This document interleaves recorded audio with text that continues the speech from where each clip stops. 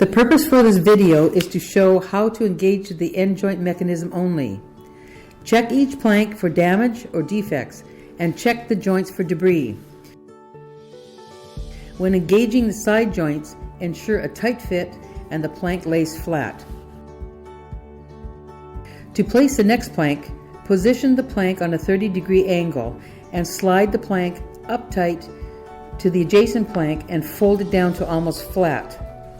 To lock the end joint, place the tapping block approximately 1/8 of an inch from the joint and tap from the farthest to the closest point and check to see if the joint is flush and no high-low.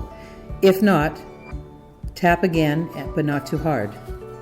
Repeat the previous steps for all following planks and you will have a successful installation.